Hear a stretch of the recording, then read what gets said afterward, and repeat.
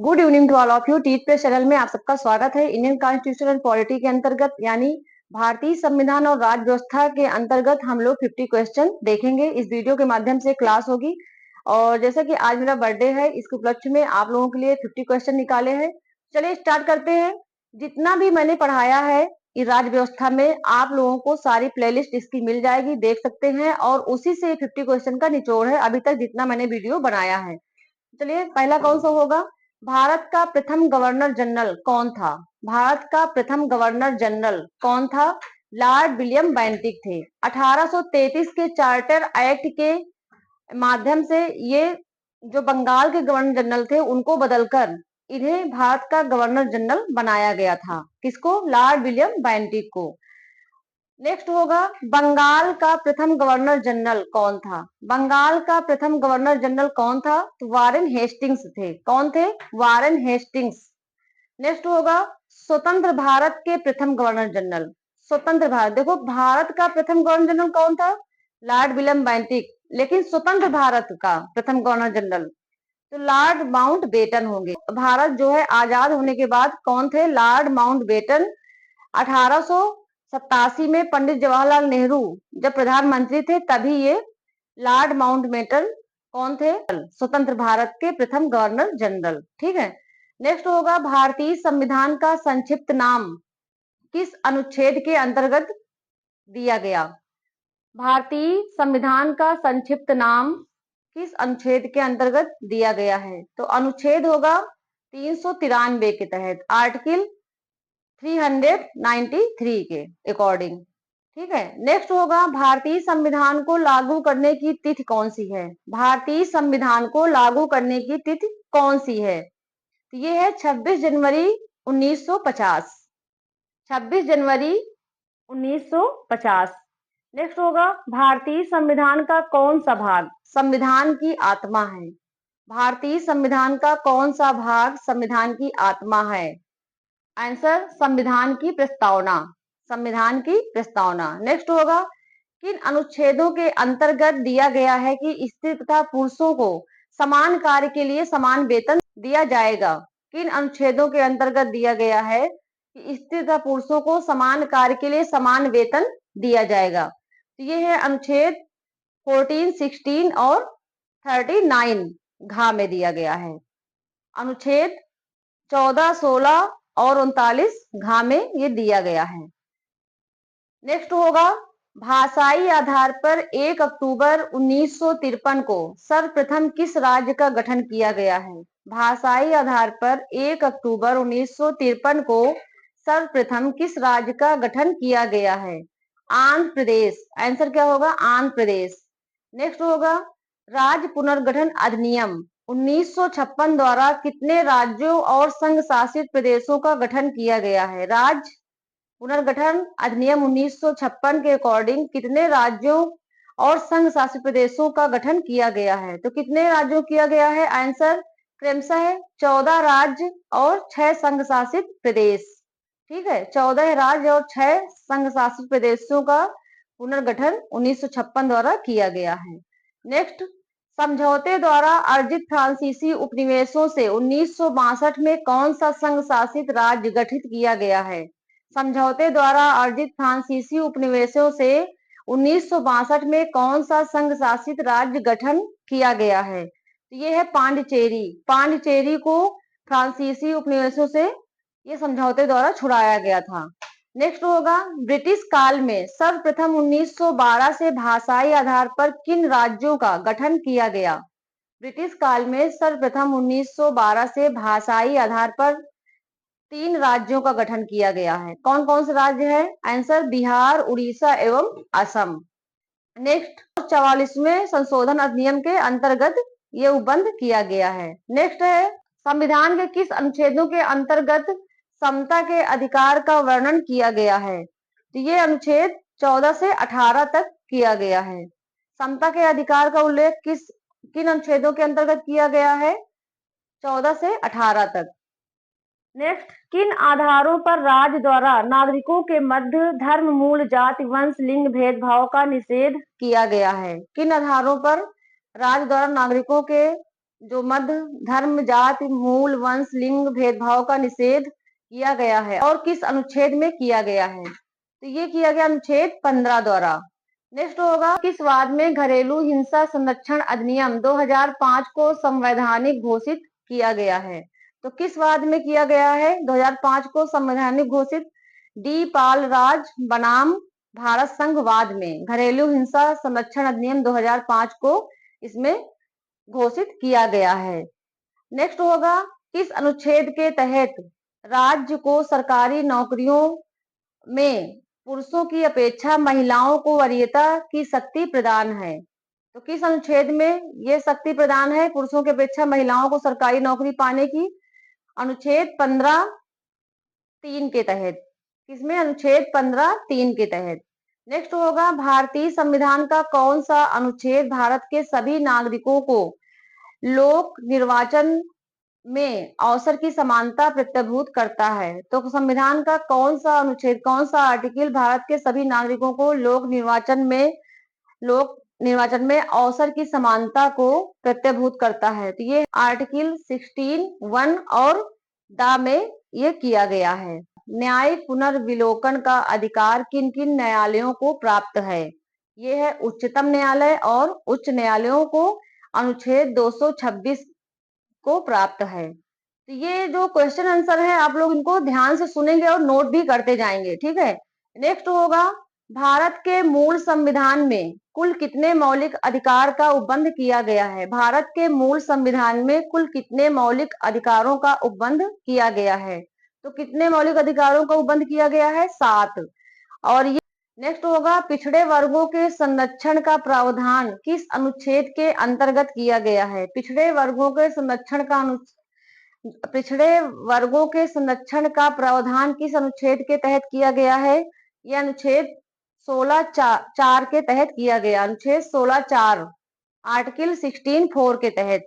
किस अनुच्छेद के तहत वाक अवृद्धि की स्वतंत्रता दी गई है? किस अनुच्छेद के तहत, किस आर्टिकल के तहत वाक अवृद्धि मतलब बोलने की स्वतंत्रता दी गई है? तो अनुच्छेद 19(1) का के द्वारा, ठीक है।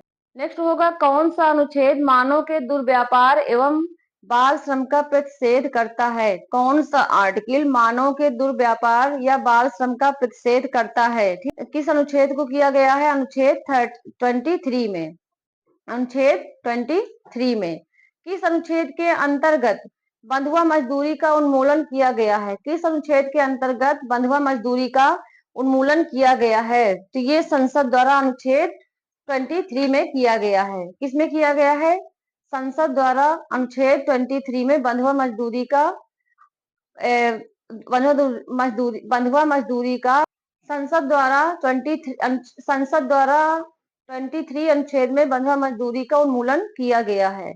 नेक्स्ट होगा संविधान के किस अनुच्छेद के तहत किस आयु के बालकों को किसी फैक्ट्री अथवा खदान में कार्य करने का निषेध किया गया है? कि कोई भी बालक जो 14 वर्ष से कम आयु का है उसको फैक्ट्री या खदान में लगाया जाए, इसका निषेध किया गया है। किस अनुच्छेद के अंतर्गत है? 14 वर्ष से कम आयु के बालकों को, और अनुच्छेद 24 में किया गया है। नेक्स्ट होगा किस अनुच्छेद के तहत धार्मिक स्वतंत्रता का अधिकार प्रावधानित किया गया है? किस अनुच्छेद के तहत धार्मिक स्वतंत्रता का अधिकार प्रावधानित किया गया है? तो अनुच्छेद 25 से 28 तक। अनुच्छेद 25 से 28 तक धार्मिक स्वतंत्रता का अधिकार प्रावधानित किया गया है। नेक्स्ट होगा संविधान के किस अनुच्छेद के तहत व्यक्ति के अंतःकरण की स्वतंत्रता प्रत्याभूत की गई है? संविधान के किस अनुच्छेद के अंतर्गत व्यक्ति के स्वतंत्रता प्रत्याभूत की गई है? अनुच्छेद 25 के तहत। आंसर किस अनुच्छेद के अंतर्गत अल्पसंख्यकों को अपनी रुचि की शिक्षण संस्थाओं की स्थापना एवं प्रशासन का अधिकार दिया गया है? तो किस आर्टिकल में अल्पसंख्यकों को अपनी रुचि के अनुसार संस्थानों की स्थापना और प्रशासन का अधिकार दिया गया है? ये है आर्टिकल 30 के तहत। नेक्स्ट होगा मूल अधिकारों के प्रवर्तन हेतु रिट जारी करने का अधिकार किस न्यायालय को है? ठीक है, मूल अधिकारों के प्रवर्तन हेतु रिट जारी करने का अधिकार किस न्यायालय को है? आंसर अनुच्छेद 32 के अंतर्गत उच्च न्यायालयों तथा उच्चतम न्यायालयों को है रिट जारी करने का अधिकार।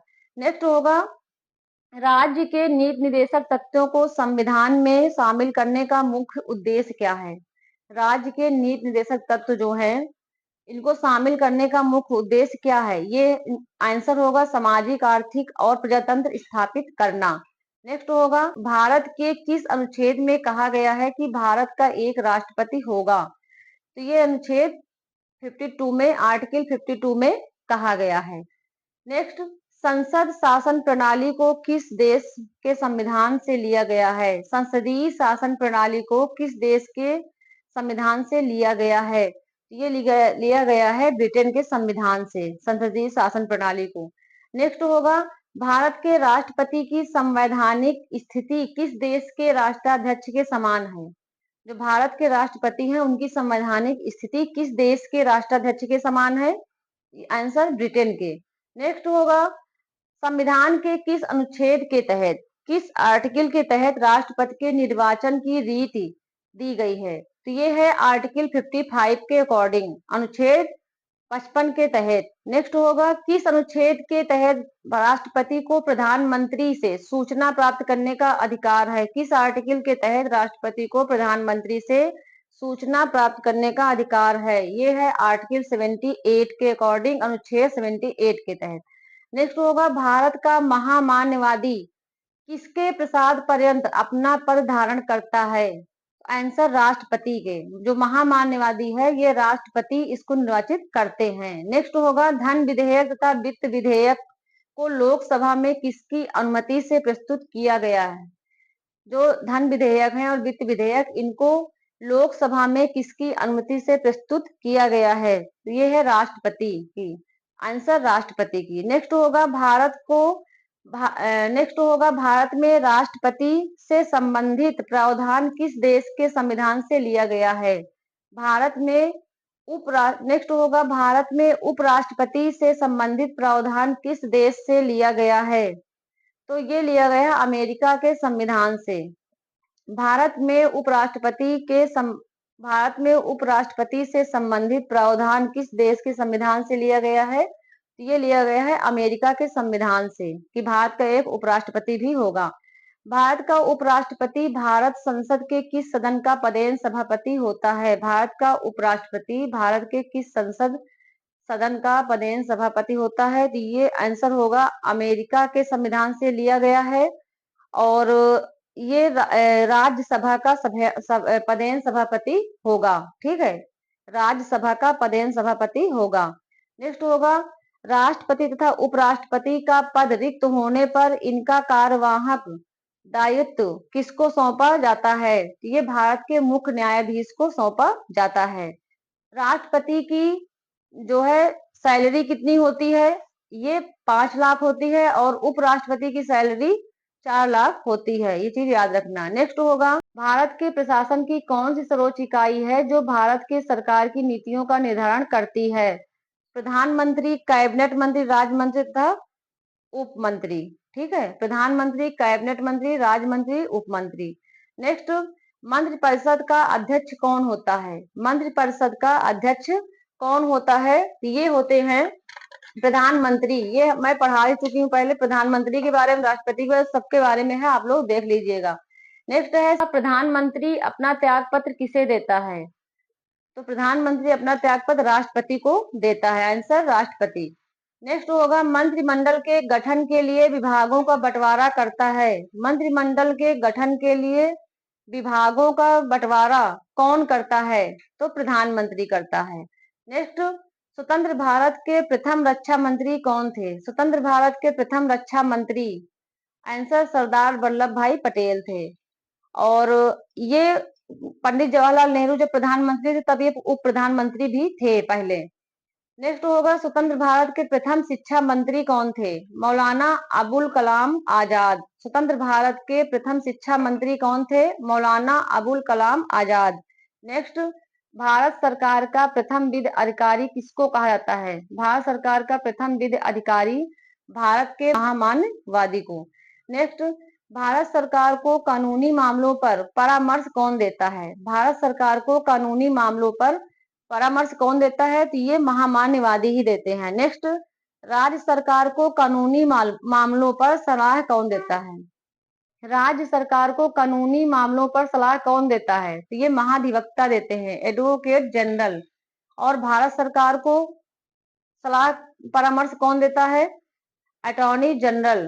ठीक है, अटॉर्नी जनरल मतलब महामान्यवादी। और राज्य सरकार को सलाह कौन देता है कानूनी मामलों पर? एडवोकेट जनरल देते हैं, महाधिवक्ता। नेक्स्ट होगा, अब तक कितनी बार उप प्रधानमंत्री पद नियुक्त किए गए हैं? तो अभी तक जो है 7 बार उप प्रधानमंत्री पद नियुक्त किए गए हैं। 2004 से ये बंद हो गया था, जब अटल बिहारी वाजपेयी जी प्रधानमंत्री थे 2002 से 2004 तक। तब तक ये लाल कृष्ण आडवाणी रहे हैं 2004 तक उप प्रधानमंत्री। तो अब ये उप प्रधानमंत्री का प्रावधान नहीं है। अभी तक 7 बार उप प्रधानमंत्री नियुक्त किए गए हैं।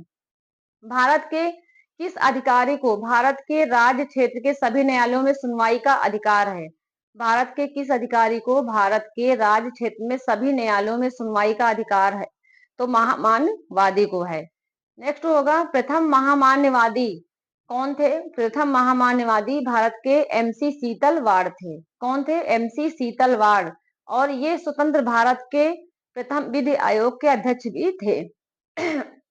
भारत के प्रथम महामान्यवादी एमसी सीतलवाड़ थे और ये स्वतंत्र भारत के प्रथम विधि आयोग के अध्यक्ष भी थे। अगर पूछा जाए स्वतंत्र भारत के प्रथम विधि आयोग के अध्यक्ष कौन थे, तो एमसी सीतलवाड़ ही थे। और भारत के प्रथम महामान्यवादी कौन थे? एमसी सीतलवाड़। ये अब तक के आपके 50 क्वेश्चन थे, इनको हम लोगों ने देखा। ये वीडियो के माध्यम से आप लोग पढ़ते रहिएगा। मिलते हैं नेक्स्ट वीडियो में।